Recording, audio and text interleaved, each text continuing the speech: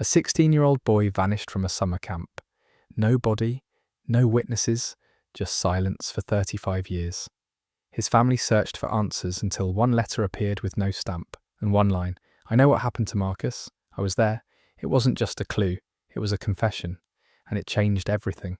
A true story of memory guilt and a 35-year secret. This isn't a ghost story, this is what happens when the truth finally comes home. Before watching, please subscribe. The rain hadn't let up in hours. It bled from the sky in grey sheets collecting in the gutters and pooling in the cracks of the street. Daniel hadn't driven in over 2 decades. The windshield wipers groaned in a slow, rhythmic protest, brushing away the blur of water just long enough for him to see the old sign Elk Hollow population 2. 198. Same as it had been in 1989, his fingers tightened on the steering wheel as he passed the rusted gas station, the shuttered library and the church with the steeple bent slightly. From the storm that had hit 10 years back, everything looked smaller than he remembered, except the memories, those were still too big to carry. The house came into view slowly. Through the storm, its shape exactly as he'd pictured it. In dreams, slate blue siding, sagging porch window in the attic, where he used to sit and read comic books while Marcus played guitar. 2 floors below Marcus, the name arrived uninvited. It always did. Daniel killed the engine and sat for a moment watching the rain distort the house into something ghostly. Something soft around the edges, a home once filled with sound. His mother humming, his father shouting, Marcus laughing. Now it was just a vessel for dust and silence. He stepped out into the rain, pulled up the hood of his jacket, and crossed the walkway slick with moss and memory, his key stuck. In the lock for a moment, reluctant, then turned with a loud metallic groan. The door swung open and the smell hit him. Mothballs, damp wood paper long untouched, a trace of something floral. His mother's perfume may be clinging to the air, like a memory, afraid to leave the inside of the house, was still not just quiet, still like a museum of forgotten lives. The furniture was draped in yellowing sheets. A clock on the wall ticked, but the hands pointed to 2 different hours. On the hallway coat rack hung the same denim jacket that had hung there when Daniel was 9. Marcus's jacket. Daniel swallowed. The house hadn't changed, only the people had disappeared. He dropped his duffel bag near the door and stood for a moment dripping onto the hardwood. The silence pressed against him, heavy and full of things left unsaid. Then it came, a knock. Soft where 2 taps measured, like someone who didn't want to wake the dead. He turned sharply, heart ticking up, and opened the door.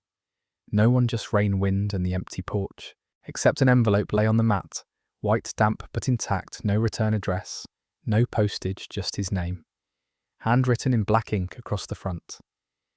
Daniel, he stared at it for a long moment, rain pattering against his hood. Something inside him went very still. The handwriting. There was something about it not familiar in the way a voice might be, but in the way a dream feels when you're sure you've had it. Before he picked up the envelope, the paper was heavy, expensive. A faint smell of smoke clung to it, or maybe something older. The flap was unsealed. Daniel stepped back inside, closed the door, and slid out the single sheet of lined paper folded within. "I know what happened to Marcus. I was there. I'm sorry." He read it 3 times. The words didn't change, but something inside him did. Marcus. The name hit harder.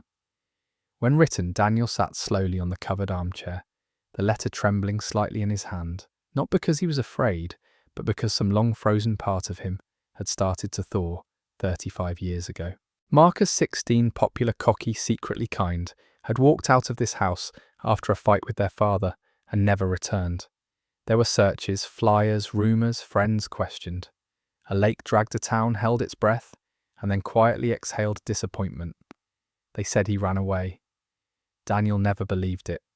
He'd been 9, too young to understand the world, but not too young to know his brother wouldn't leave him behind. Marcus was many things. Angry, reckless, sometimes cruel, in that older brother way, but he wasn't a runaway. Daniel had told the police that. Told his parents, told himself. And now this, the letter was unsigned, except for that single initial M. But Marcus couldn't have written it unless this was a hoax. He turned the envelope over, searching for anything else. Nothing, but then, beneath the flap, barely legible, was a faint imprint in blue pen. Not from the note itself, but a separate scribble like someone had pressed too hard while writing something on top of it. He held it up to the light. Elk Hollow. Camp Cabin 3. His breath caught that camp had closed, the summer Marcus vanished. It had been a rite of passage for Elk Hollow boys, but a storm had flooded half the cabins and the owners declared bankruptcy. Weeks later, Daniel had never gone. He'd been too young, but Marcus had worked there just for a week, maybe two. The details sat like a stone in Daniel's stomach. Who would remember something so obscure? He walked into the kitchen and unfolded the map drawer his mother kept near the sink. Old receipts, phone books, a yellowed brochure for Elk Hollow Camp, dated 1989. Cabin 3 was the one nearest the lake. Daniel stared at the small black and white map and felt the world tilt slightly. Someone was trying to tell him something, not the whole truth, not yet, but enough to reopen the door and maybe, just maybe, lead him through it. He glanced back at the letter. I was there where that night that cabin. Daniel didn't realize he'd made up his mind until he was halfway to the duffel bag.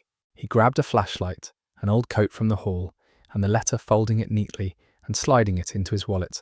Like a passport, rain still pounded the street, and the sky was growing darker. He should wait, call someone, think, but the silence had already stretched 35 years. He couldn't let it go another night. The rain stopped sometime after midnight. Daniel hadn't slept. He sat at the kitchen table beneath a yellowed overhead light. His mother's ceramic sugar jar, watching him like a relic from another time. The house didn't creak so much as settle. Like an old man sighing in his sleep, the letter lay between his hands. Read enough times now that the words had practically etched themselves into his palms. I know what happened to Marcus. I was there, I'm sorry. And beneath the envelope, flap, written faintly in pressure ink, Elk Hollow Camp. Cabin 3. He hadn't been to the camp in decades. Nobody had after the flood in 89. The owners went bankrupt, lawsuits followed. 3 kids had nearly drowned, 1 broke his leg falling through the rotted dock. Rumours swirled like flies for a few years, and then the woods took the place back. It was just a shape on the map, now nestled against a man-made lake whose name no one used anymore. Daniel pulled out his phone and typed Elk Hollow Camp into the search bar. The results were sparse, a few archived pages, an old fundraiser to restore local landmarks with no recent updates, and a blurry aerial photo from the late 80s. There it was, Cabin 3 circled in marker. Just a small black square on a shaded clearing, trees closed in around the camp like a secret. He stared at it, then at the envelope. The pressure writing was nearly invisible, now fading into the paper like it had been meant to disappear. Someone had written that message while writing something else, as if by accident, or maybe not a mistake. That wasn't a mistake. His mind kept turning it over. Cabin 3. At sunrise, Daniel stepped outside. The storm had rinsed the town clean, but Elk Hollow didn't know how to shine it. It was built in greys and browns, weather-beaten houses, unpaved, shoulders bent mailbox posts. He passed the broken swing at the old elementary school, the boarded-up movie theatre, the rusted train bridge that hadn't seen a train in 30 years. He drove with the windows down. The cool morning air biting at his face. As a kid, Marcus used to call it knife wind. Daniel had mimicked the phrase once, and Marcus had laughed so hard he nearly fell off his bike. That was the last time Daniel remembered hearing his brother's real laugh, the kind that wasn't sarcastic or directed at someone. The forest road to the old camp hadn't been maintained in years. Gravel turned to dirt turned to ruts. Fallen branches scratched the underside of his rental car, like warning signs. Eventually the road disappeared completely. He parked and walked the rest of the way. The forest was damp with memory. Pine needles cushioned his footsteps.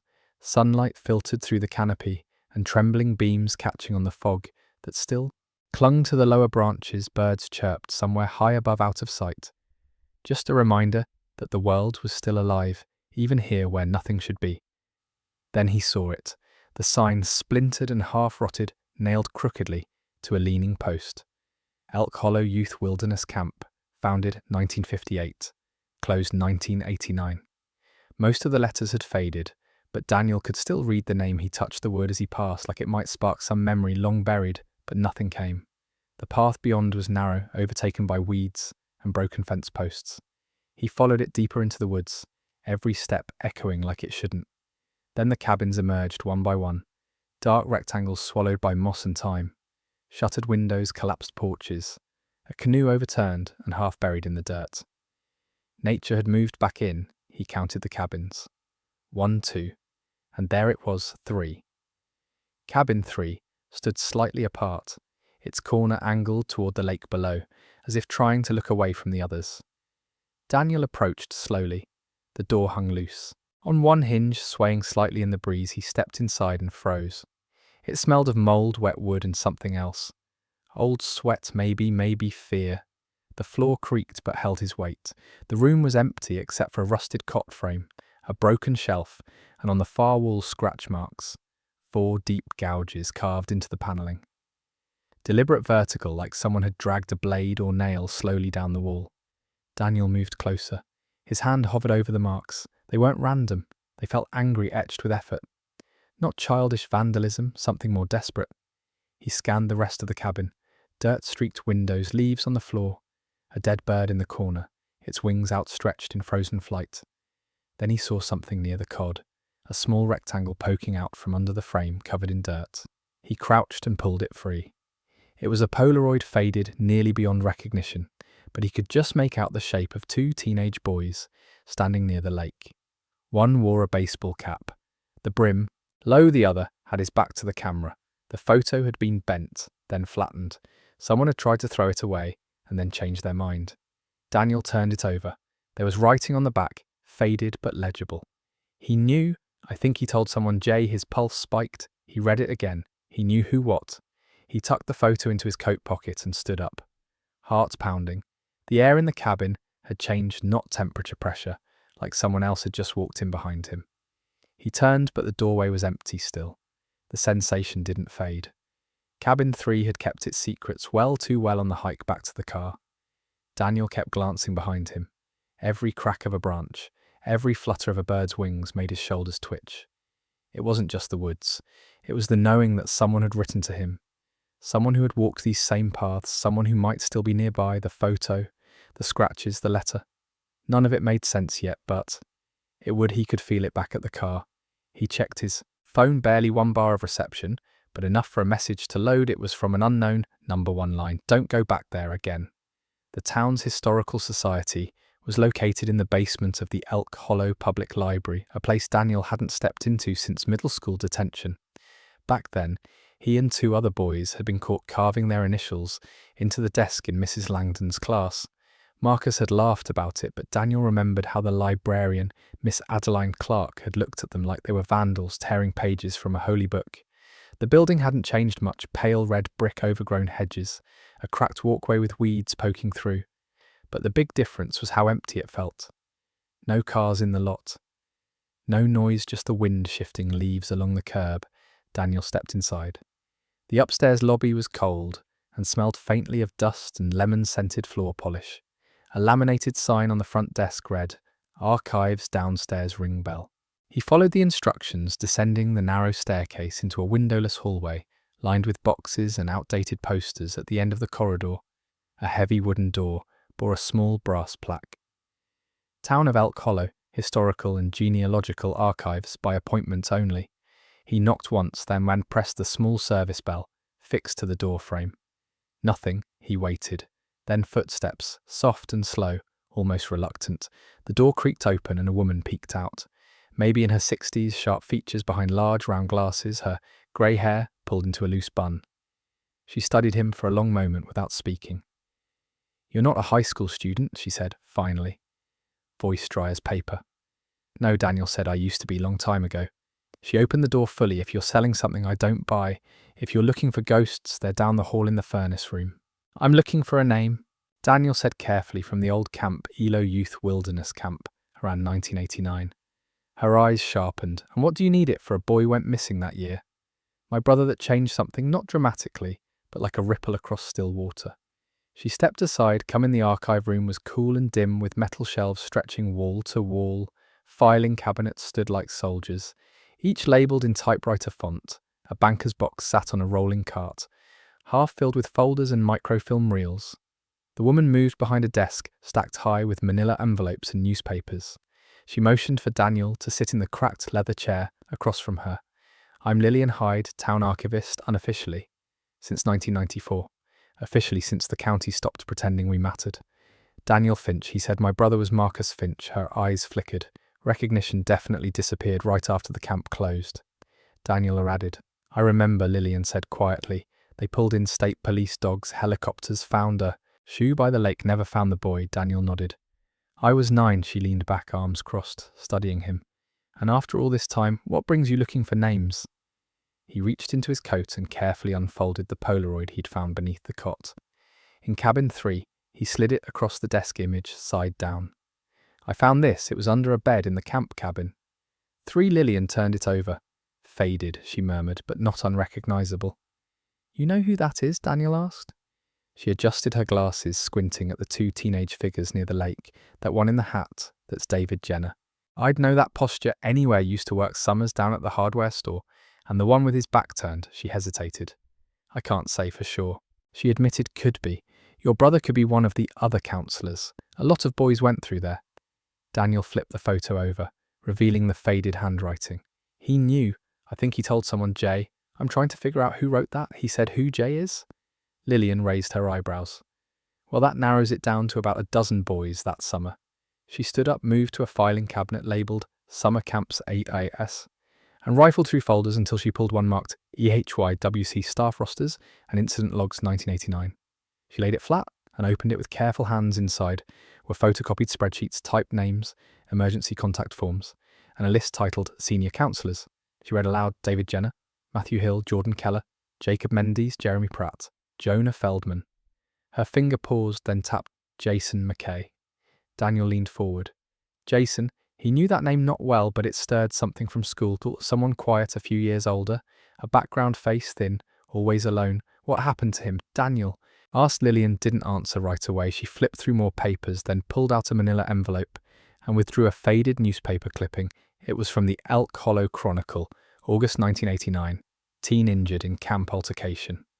A 17-year-old camp counsellor, Jason McKay, was taken to Mercy General after an altercation with another camper resulted in a broken arm and head injury. Daniel read the rest, but the details were vague. No names mentioned. No mention of Marcus. The piece ended with a quote from the camp director, blaming rowdy behaviour and confirming that the camp would close early for the season. Was Marcus involved? Daniel asked. No proof, Lillian said, but I remember the talk. Someone said he and Jason fought. Do you know where Jason is now? She shook her head. Moved away after high school. No family here. I could check the alumni directory, but that's spotty. Daniel folded the photo and slid it back into his pocket. Could you make me a copy of that staff list? Lillian nodded, and the clipping too. She began pulling papers from the file, while Daniel sat silently, thoughts churning. The initials, the letter cabin 3, a broken counsellor, an old injury. Lillian, he asked suddenly, do you believe Marcus is dead? She looked up, her expression unreadable. I believe not everyone who goes missing is lost by accident. She said sometimes people are erased, sometimes towns help them vanish, and sometimes they just slip through cracks nobody wanted to see in the first place. Daniel stood the folder in his hands, feeling heavier than it should. Thank you, he said, as he reached the stairs. Lillian called out softly behind him. Be careful, Daniel. This town forgets fast, but it doesn't forgive. Outside, the air was thick with fog again. Daniel sat in his car, staring at the copies on the passenger seat, the staff list, the article, the scribbled names, Jason McKay J. The Polaroid. He pulled out his phone, opened the alumni directory app from the high school site, and typed in the name Jason McKay, class of 1990, location unknown, status deceased. No confirmation. Daniel's stomach sank. Then, just before closing the app, something caught his eye, a post in the alumni message board from 2 months ago, in a thread titled Campfire Memories. Anyone remember that last summer at ELO Camp? 3 still gives me nightmares, Gem High. Daniel stared at the post. Gem, the initials, Jason McKay. So he was still alive, and if Jason had posted here, he could be watching now. Daniel replied anonymously. Still thinking about it too, wondering what really happened, he hit send and waited. The forest looked different in the morning light. Less haunted, more tired, the fog had lifted, revealing the skeletons of trees long dead and half fallen, their bark eaten away by moss and time. The birds were louder this time, active, restless, as if the woods themselves were trying to speak. Before Daniel could get there first, he parked in the same place along the overgrown road, the wheels of his rental car sinking slightly into the mud. His boots met the ground with a soft thud, and he stood there for a moment listening. There was no wind, just the crunch of his footsteps as he followed the now familiar trail, this time carrying a small crowbar he'd picked up at the hardware store on the way. Not because he expected trouble, but because he expected to find something, and he wasn't walking away again without trying to unearth it. Cabin 3 loomed ahead. Same angle toward the lake, same broken window, same door now hanging even looser than before. Daniel stepped inside. The air was still heavy, damp, sour. A pair of moths danced lazily in the dust stream near the ceiling, their wings flickering in and out of the light. The scratches on the far wall hadn't moved, of course, but now with context they looked even more deliberate, like someone had been trying to count something or leave a mark. Daniel crouched where he'd found the Polaroid and began inspecting the floor. The old wood planks were warped, but mostly intact. He knocked gently on each board, listening for hollows beneath one near the cot, made a sharper sound. Muted but different, he reached for the crowbar and wedged it between the seam. The board groaned, resistant for a moment, then gave. With a dry crack beneath it lay a narrow cavity, about 2 feet long, and maybe 5 in deep. Inside was a canvas pouch, grey with mildew tied with string. Daniel pulled it out slowly. Heart racing, he untied the string. Inside were a rusted bracelet with faded coloured beads, a notebook cover, warped pages. Sticking together, a Camp ID badge with a cracked plastic sleeve. McKay. Jason, Senior Counselor, Cabin 3.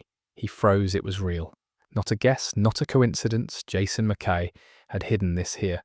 And if Daniel had found it, maybe someone else had been looking too.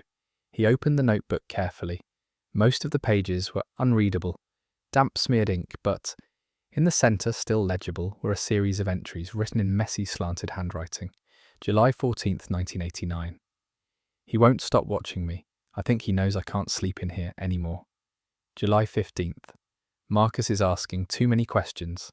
I think he saw the bracelet, told me to put it back. I lied. I didn't. July 17th. He came to the cabin last night. Said if I didn't tell the truth, he would. I pushed him. He fell. I didn't mean the rest of the page was torn out. Daniel's breath caught. He stared at the words, trying to decipher what wasn't written. This wasn't a confession. It was fear, panic, a kid who had made a mistake, or maybe something worse and tried to bury it. He turned the next page. July 18th. I moved the body. I had to. I can't believe he's gone. I didn't want this. I swear I didn't want this. His hands shook, body gone. Daniel sat back against the wall, the notebook in his lap. Mind. Reeling, Jason had written these words. Jason had seen Marcus after he disappeared, had been with Marcus. Hetty couldn't finish the thought. The bracelet slipped from the pouch and landed in his lap. He turned it over. The beads were plastic, faded but still spelled out a name, in small block letters, MRCUS.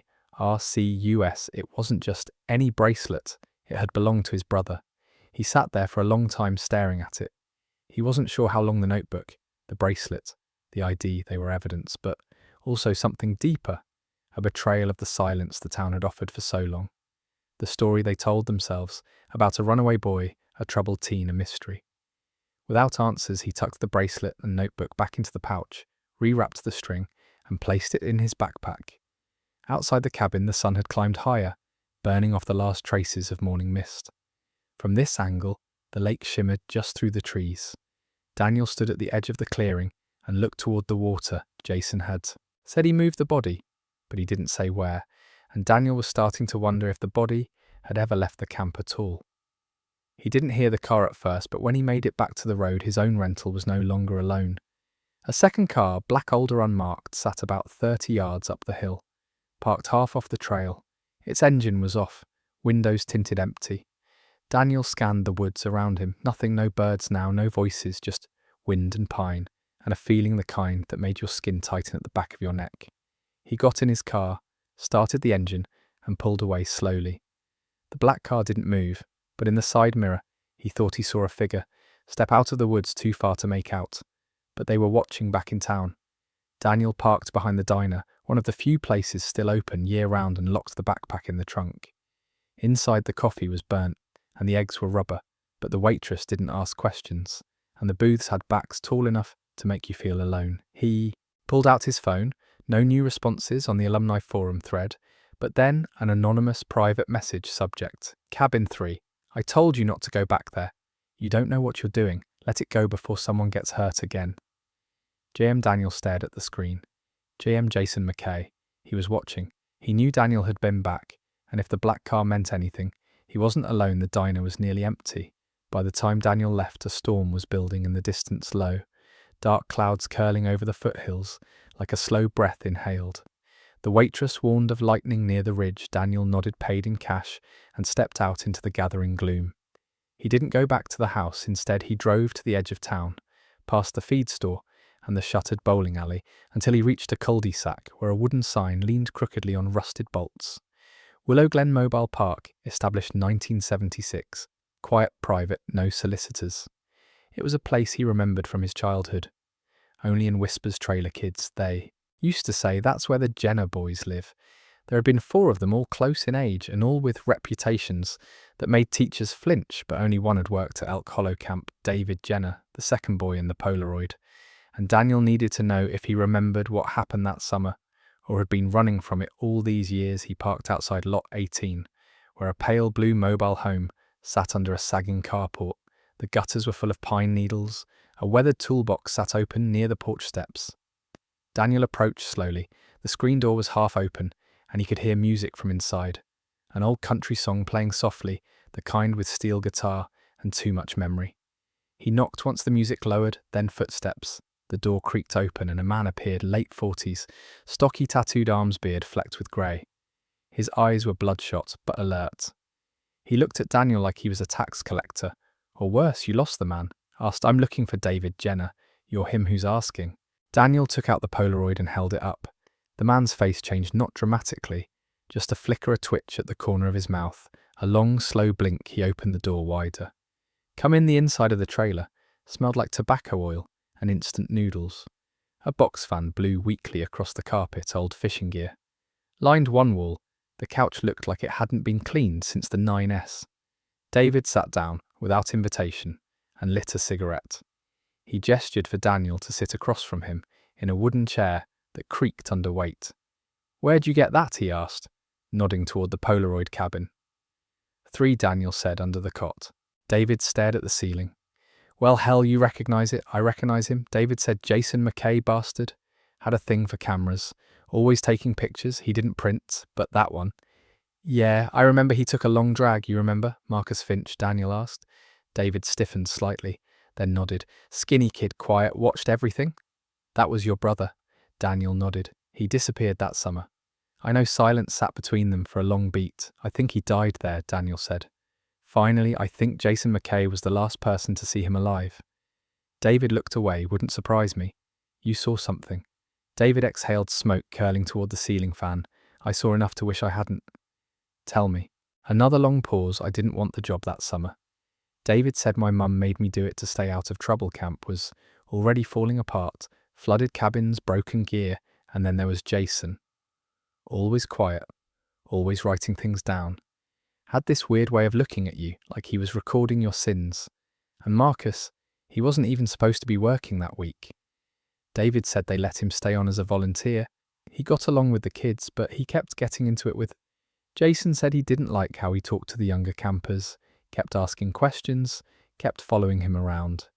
Daniel felt something twist in his chest. What happened? He asked. There was a night. David said storm came in, power went out, most of us were in the mess hall, but Marcus was missing. So was Jason. I remember going back to the cabins to find my jacket, and I heard shouting from cabin 3. His voice dropped. I didn't go in, I should have, but I didn't. Why not? David's eyes didn't meet his because I heard something break, and then I saw Jason come out. He looked off shaky, like someone who just woke up after doing something terrible. Did you see Marcus? No, Daniel's fists clenched. Then what? I left, David said. I went back to the mess hall and pretended I didn't hear anything. The next morning Marcus was gone. Jason said he went home sick, but I never believed him. Did you tell anyone? David looked angry. Now not at Daniel, but at himself. I was 17. I had 2 priors. Nobody would have believed me, and the director wanted to shut everything down quietly. Fewer questions, fewer headlines. Daniel took out the notebook, carefully unfolded one of the readable pages, and slid it across the table. David scanned. His face pulled. This is his writing. Daniel nodded. David tapped the page. He came to the cabin. Said if I didn't tell the truth, he would. I knew it. He said Marcus knew something. Jason was hiding something in that cabin. It was always off. Do you know where Jason is now? David looked up. Last I heard, he was in Portland, homeless for a while. Worked at a garage near Burnside, then he dropped off the map. Some people say he left the state, others say he never left town. What do you believe? David's eyes narrowed. I believe he's watching everyone who might still talk. Daniel left the trailer with the storm almost overhead. The first drops hit his windshield as he started the car. Thunder echoed down the valley. The Polaroid sat on the passenger seat beside the notebook, and the camp ID he had? Confirmation. Now not just suspicions, a second witness, a timeline, and a name: Portland. That's where he'd go next. But as he pulled out of the mobile park, his phone buzzed. Unknown number again. You were warned. This is your last chance to walk away. Daniel stared at the message, then typed back. You can't bury someone twice. The city was louder than Daniel remembered, even tucked into a side street off East Burnside. The noise of Portland never quite stopped. A steady hum of tyres on pavement, distant train horns, the cough of engines, and the low bass from someone's open car window. But under the noise was something familiar, the same scent of damp asphalt after rain, the same grey haze clinging to the air. Like regret, Daniel had tracked the address through a forum post on a mental health support site. Someone calling themselves JM had listed a P.O. box and asked for help finding a place to live without memory. A month later, someone else had replied with an address and a brief ominous message. He stayed in Unit 6. If you go looking, bring peace with you. That led Daniel to a boarded-up fourplex on the east side, long abandoned, tagged with graffiti and flaking green paint. The gate was broken, the windows had been covered in newspaper, and the door to Unit 6 stood slightly ajar. He stepped inside carefully, flashlight in one hand, crowbar tucked beneath his jacket. The air smelled like mildew and ash. The living room was small, stripped of furniture, except for a single folding chair and a crate used as a table. On top sat a broken lamp and a notebook spine, cracked pages torn.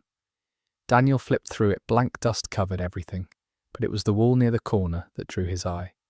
A series of symbols had been drawn in charcoal or ash, rough shapes, loops and lines that looked almost ritualistic below them, scratched into the wood panelling with something sharp. Was a phrase. Still listening, Daniel turned toward the kitchen. Empty drawers, no food.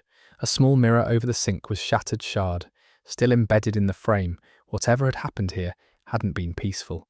The bedroom was worse. Mattress on the floor, torn blankets, cigarette butts crushed into a rusted tin tray in the corner, a pile of burned papers. Nothing legible, only fragments. He used his phone light to inspect the walls. One part of the floor caught his attention. The boards beneath the window were uneven, like someone had tried to patch them badly. He dropped to one knee and knocked on them hollow. Daniel pulled the crowbar from under his coat and wedged it into the seam. The plank lifted with a splintering pop, revealing a shallow compartment filled with dust, an old sock, a syringe, and beneath those a flat rectangular object wrapped in plastic and twine. He pulled it out slowly, heart pounding. The plastic was dirty, but sealed inside was a photo album. He unwrapped it. Carefully inside were photos, dozens of them, but not of family or friends. These were taken at Elk Hollow Camp, all in black and white, all printed on cheap, thin paper. Kids sitting by a fire, counselors near the lake, a boy on a dock. Marcus. Daniel's throat tightened.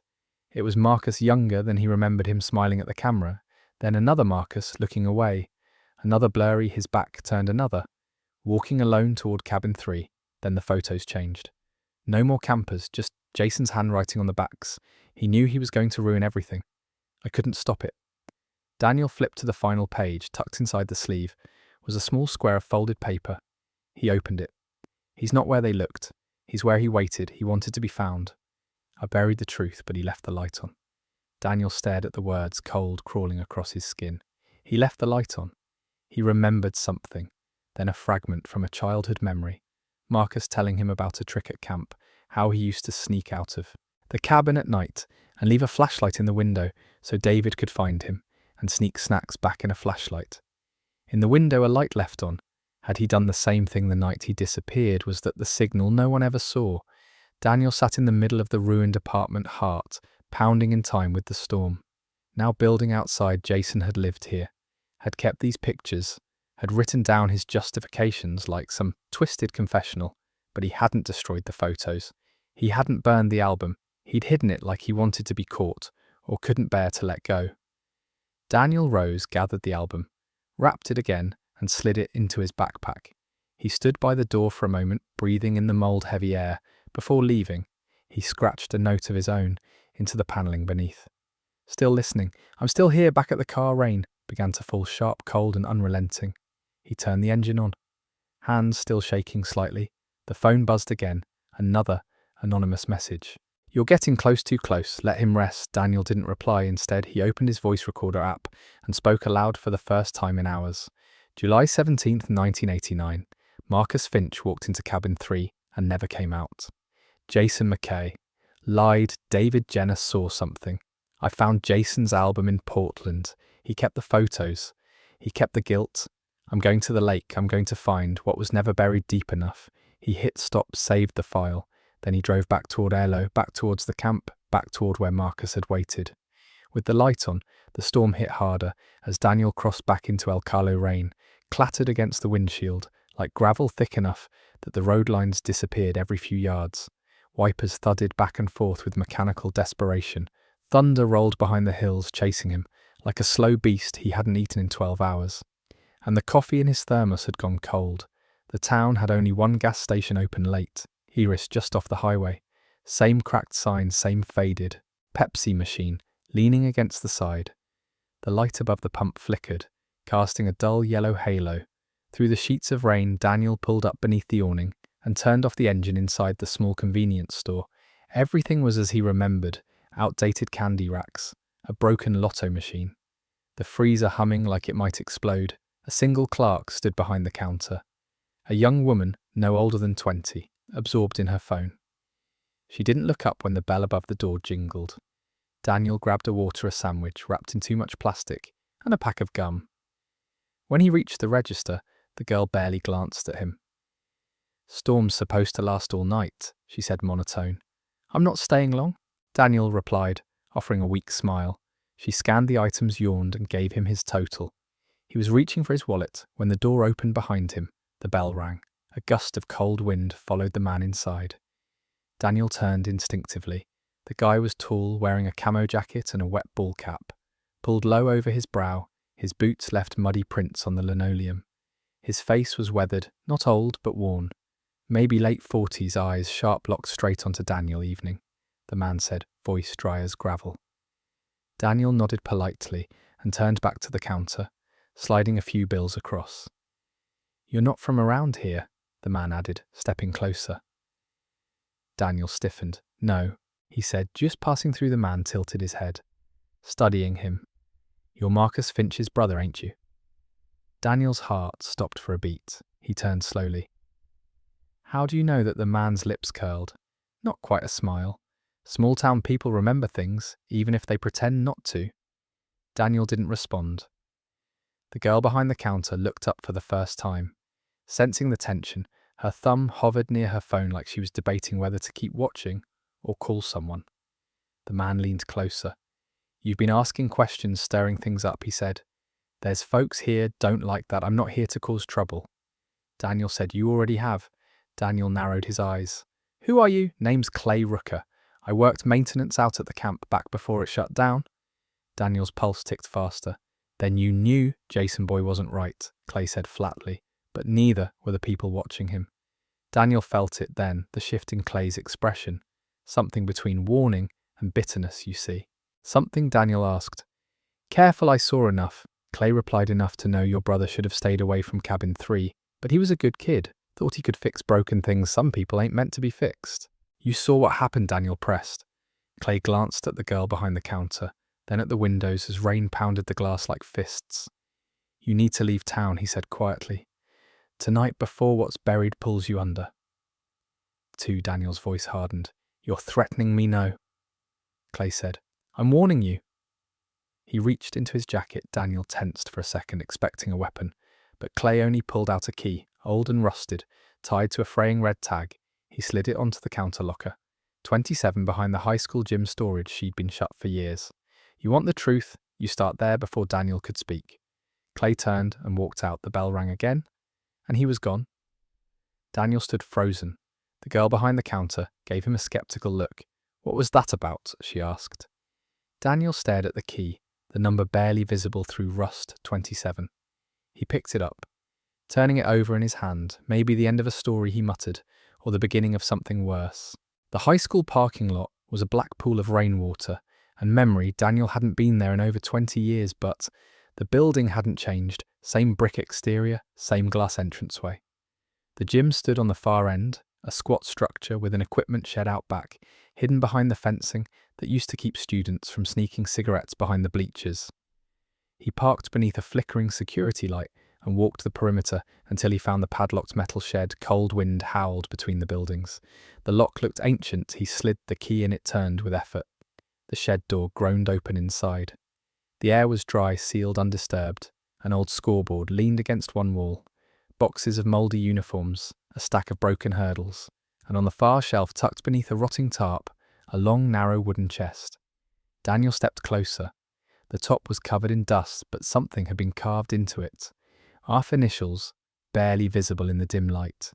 His hands trembled as he lifted the lid. Inside was a canvas duffel bag, army surplus style. He unzipped it slowly. Inside were a blood-stained camp counselor shirt, a pair of sneakers sized 10.5, a flashlight long dead, and a cassette recorder, the kind used in school lectures, with a tape still inside.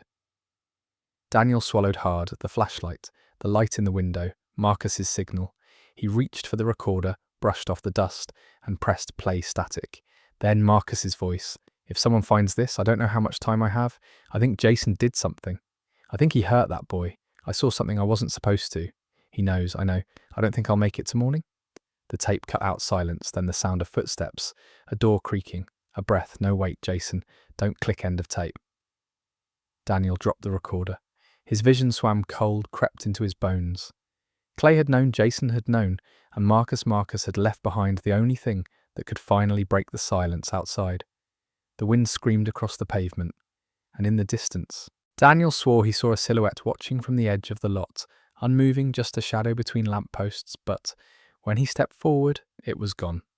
The cassette recorder sat on the passenger seat, like it was alive. Daniel drove back through the heart of El Hollow rain, battering the windshield, his hands trembling on the steering wheel. He hadn't played the tape again. He couldn't. Hearing Marcus's voice once had cracked something open in him that hadn't healed since he was 9. He didn't go home, not yet. Not to the house filled with ghosts. Instead, he turned toward the town square and parked near the courthouse annex, a low cement building with peeling paint and a flickering security light. The sheriff's office was inside now, a shadow of what it used to be, but he wasn't here to see local law enforcement. He was here to see Detective Ramirez. Her office hadn't changed since the first time they spoke. Paper-stacked desk corkboard filled with old clippings and a half-empty cup of stale coffee on the window ledge. Ramirez stood at the filing cabinet when Daniel knocked. She turned surprised. "Finch, I figured you'd already left town." "I didn't," he said, "and I found something." He placed the recorder on her desk like a relic. Ramirez stared at it, a cassette player. She asked, "Where'd you dig that up?" Daniel sat down. His voice was low but steady, in a storage shed behind the high school gym locker. 27. The guy who gave me the key used to work at the camp. Maintenance man said it was hidden there after everything happened. Ramirez didn't blink. "And what's on it?" Daniel pressed play. The static returned first, followed by the unmistakable voice of a boy, young, afraid, determined to leave something behind. "If someone finds this, I don't know how much time I have." Ramirez's face shifted no longer. Skeptical, she leaned forward, elbows on the desk, eyes locked on the machine. "I think Jason did something. I think he hurt that boy." When the tape reached the end, the cut-off cry, the door, the final breath, Daniel looked away. Ramirez was silent for a moment, then reached for the recorder, stopping the tape before it could rewind.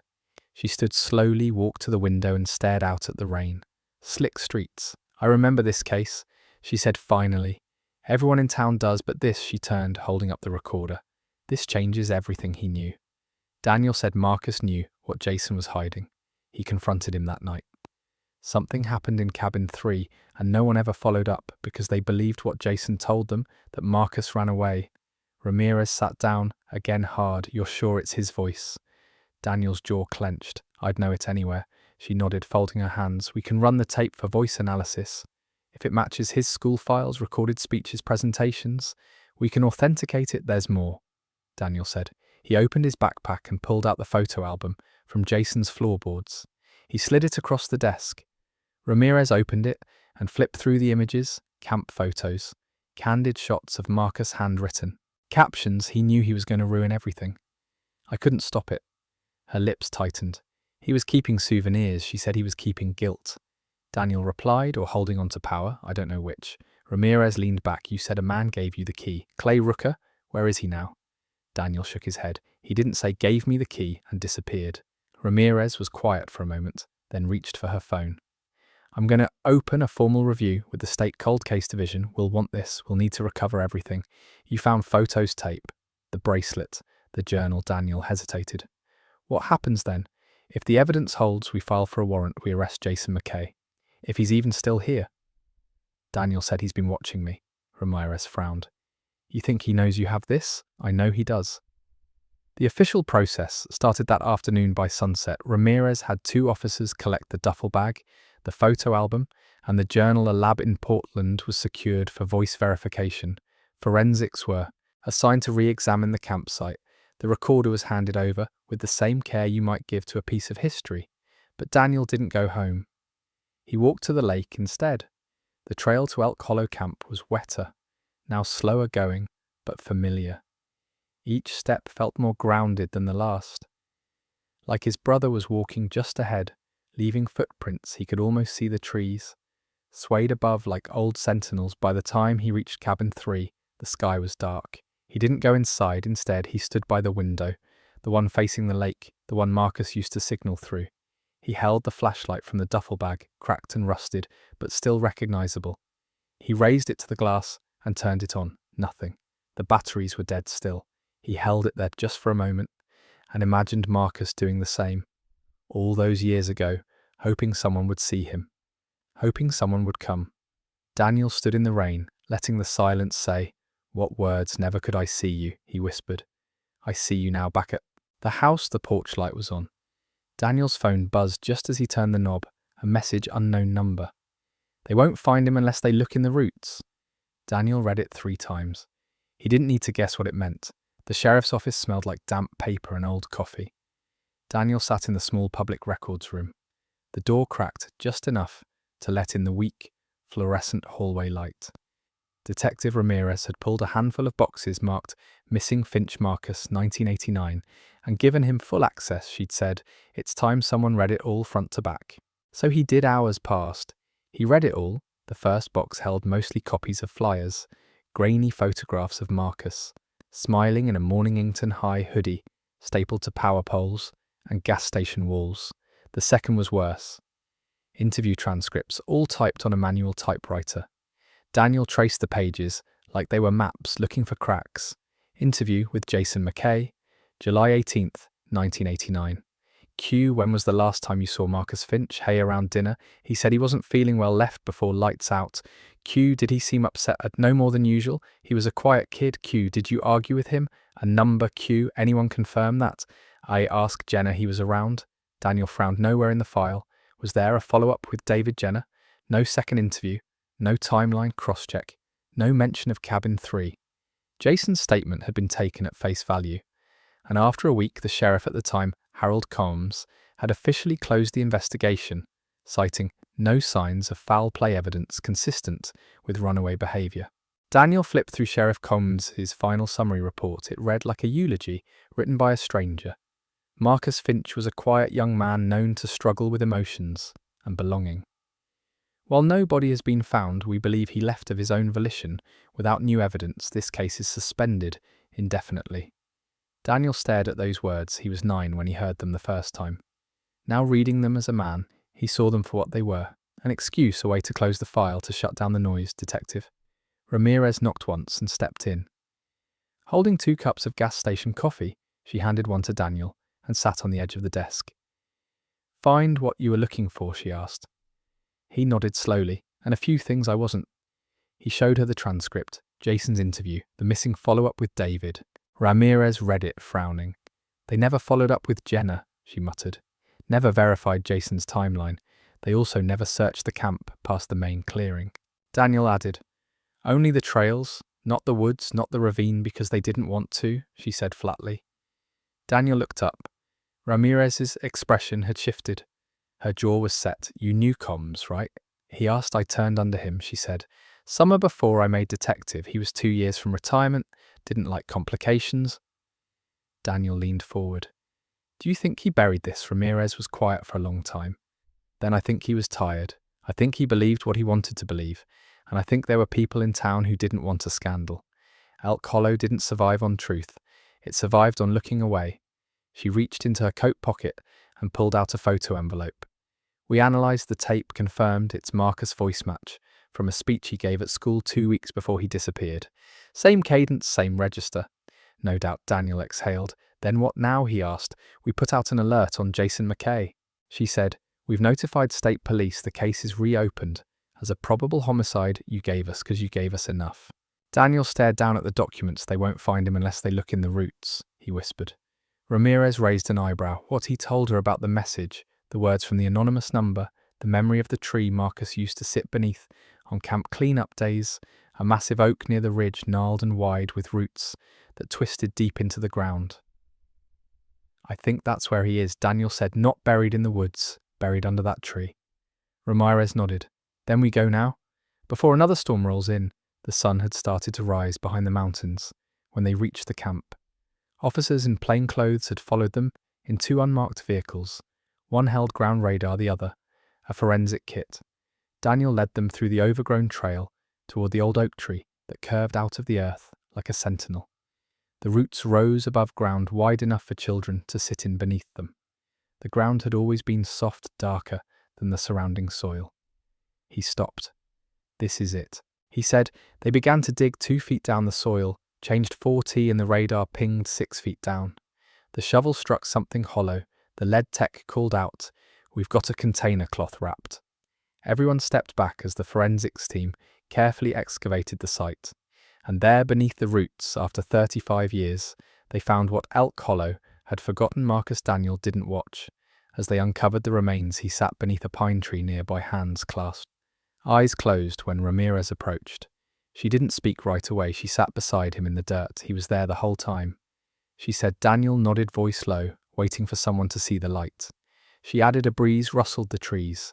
The woods didn't feel haunted anymore. They felt emptied. An hour later, while officers loaded evidence into their trucks, Daniel stood beside the tree. In the bark, someone had carved a single word decades ago, barely visible. Now hope. Daniel traced it with his fingers, then stepped back and whispered into the wind. "You're not alone anymore." They found Jason 2 days later. He was living under a different name in a small trailer park outside Sweet Home, Oregon, less than 100 miles from Elk Hollow, close enough to return if he ever needed to, close enough to watch. Detective Ramirez coordinated with state officers who approached quietly, without sirens. Jason didn't resist. He opened the door. When they knocked, his hands were clean. His voice was calm. "I've been expecting you," he said. They found no weapons in the trailer, no recent photos, no computer, but in a shoebox, beneath his bed, they discovered a set of labelled cassette tapes, most blank, one marked M Cabin. Ramirez called Daniel the moment they confirmed the identity. She didn't ask if he wanted to be present. During questioning, she knew the answer. The interview room was silent except for the low buzz of the ceiling light. Jason sat on one side of the metal table, thinner than Daniel remembered. His face-lined eyes tired, not the wild-eyed threat Daniel had imagined, just a man who had run out of places to hide. Daniel sat on the other side. Ramirez stood by the glass. Jason spoke first. "You look like him. You know, in the face, not the eyes. Your eyes are different." Daniel didn't respond. Jason tilted his head. "You found him?" "We did." Jason exhaled. Not relief, not fear, something else, maybe exhaustion. "I didn't mean for it to happen," he said. "Then tell me, what did Daniel replied?" "It started before that summer," Jason began, his voice low, almost detached. "Marcus was the only one who saw through me, the only one who didn't look away. I was good at hiding. I followed rules, I stayed quiet, but he watched like he knew I was cracked. There was a boy, Jason said he was 12, first week of camp. Quiet, easy to isolate. I don't need to say more, do I?" Daniel's stomach turned, but he didn't speak. "Marcus saw us. I didn't know it at the time, but he left a note on my bunk the next morning. Just 2 words. I know he tried to report me.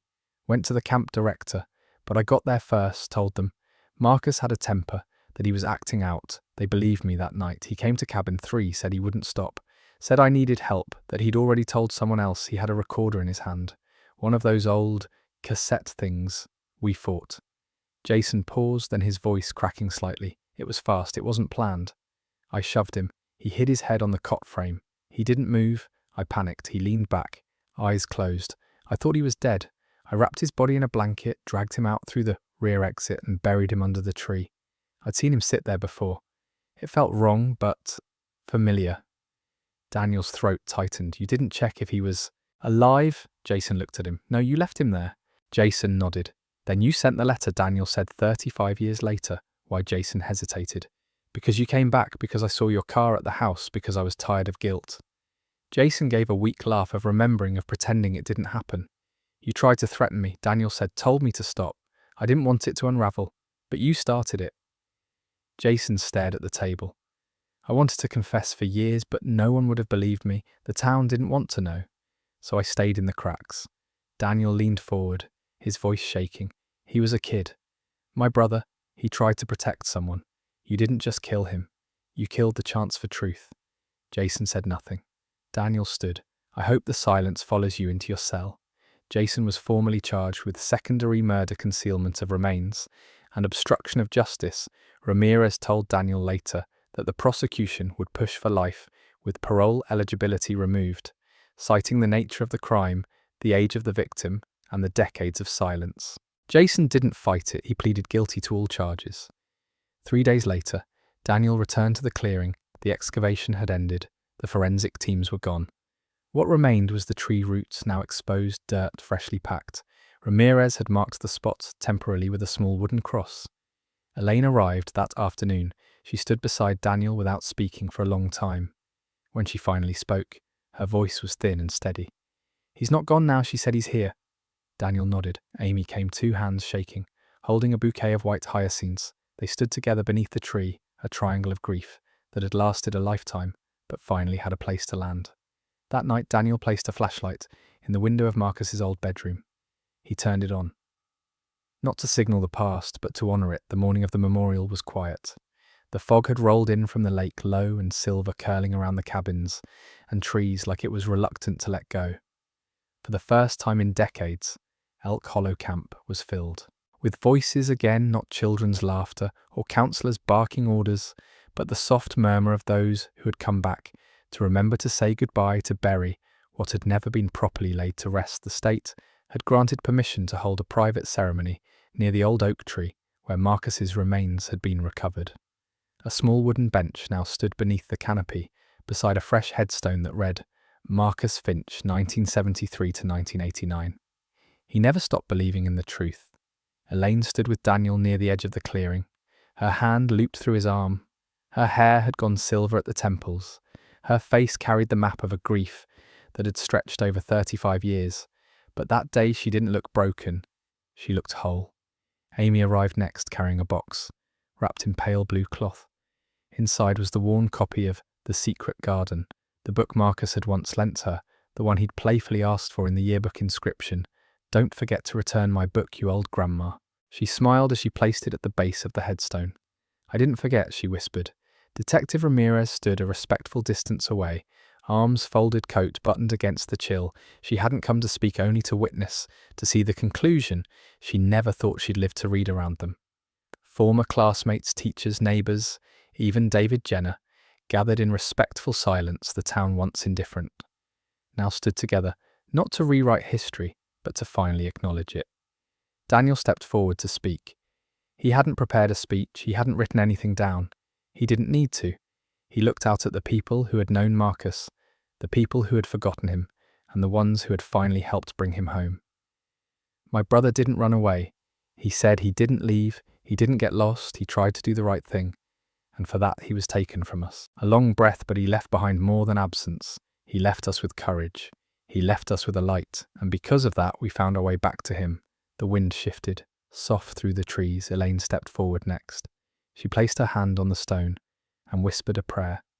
No one could hear the words, but everyone felt them. Amy joined her, holding back tears. Then David, he approached slowly, as if uncertain whether he had the right.